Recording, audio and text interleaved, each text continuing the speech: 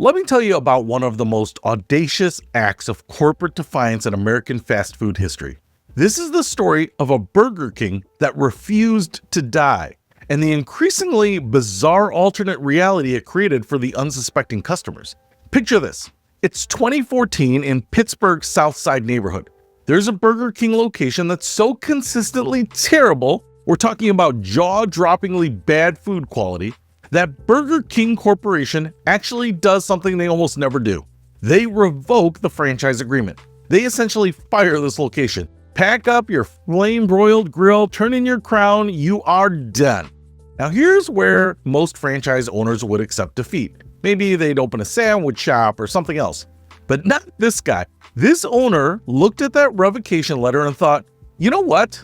I'm just going to pretend this never happened. And so he did. The restaurant kept operating. Same Burger King signs out front, same logos on the windows, same uniforms on the employees, same menu boards. From the outside, absolutely nothing changed. It was still a Burger King, except it legally definitely wasn't. For a while, customers didn't really notice, and honestly, can you blame them? This location already had such a terrible reputation that the bar was essentially underground. People's expectations were so low that even counterfeit Burger King food seemed plausible. But gradually, things started getting weird. Customers began noticing that their Whoppers, the signature burger that Burger King has been making basically the same way since 1957, didn't taste right. The familiar cardboard containers vanished, replaced by tinfoil and Dixie cups. Yes, Dixie cups for fries. Imagine ordering a medium fry and getting it served in the same cup your dentist uses for mouthwash. Everything came in generic brown paper bags, like this place was cosplaying as a 1950s diner. And then, and this is when you know something's seriously wrong, people started noticing the Coca-Cola fountain was dispensing Pepsi products. Now, if you know anything about the restaurant industry, you know this is basically impossible. These companies have ironclad exclusive contracts. Finding Pepsi in a Burger King is like finding a Windows PC at an Apple store. It just doesn't happen. But wait, it gets better. The LCD menu screens, you know, the modern digital displays every chain restaurant has, were replaced by printed menus literally taped to the counter. We're talking Scotch tape, maybe some packaging tape when the menus were starting to rip. Condiments weren't in those little packets anymore. They were served in random cups of various sizes, like the owner was just raiding the supply closet and grabbing whatever was available. The chicken nuggets, those processed, perfectly uniform, scientifically engineered nuggets that taste the same at every Burger King from Maine to California, were replaced by what customers described as elementary school style chicken nuggets. You know the ones. Those weird, vaguely dinosaur-shaped or star-shaped nuggets that taste like they've been sitting under a heat lamp. And they were served with Costco steak fries. At this point, this wasn't even a knockoff Burger King anymore. This guy was running a completely different restaurant while wearing a Burger King Halloween costume.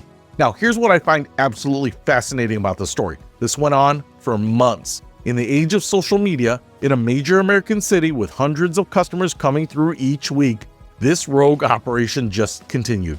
People would walk in, notice things were a little off, maybe even comment on it, but then they just order their food and leave. It's the perfect illustration of how much we operate on autopilot in our daily lives. The sign says Burger King, so our brains fill in the rest. We don't question it too deeply because questioning things takes mental energy. And it's 2 p.m. and you just want a burger. But eventually someone did question it.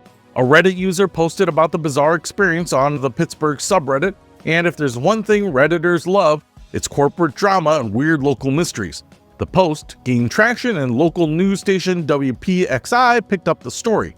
Once the news covered it, the story went viral, and that's when the Burger King Corporation swooped in like the fast food police. They reclaimed the restaurant, shut down the counterfeit operation, and presumably had some very pointed conversations with the former franchisee and his lawyers. Today, it's back to being a normal Burger King. Regular Whoppers, proper containers, Coke products in the Coke fountain as nature intended. But for the residents of Pittsburgh's South Side, those few months of rogue burger operations have become a local legend. It's one of those stories that perfectly captures the weird absurdity of modern life, the kind of thing that could only happen in the age of corporate franchising and social media. And honestly, part of me admires the sheer audacity of this guy. Not the quality of the operation, obviously. Dixie cup fries are an abomination. But the absolute nerve, the chutzpah it takes to have your franchise agreement revoked and you just decide to keep on going.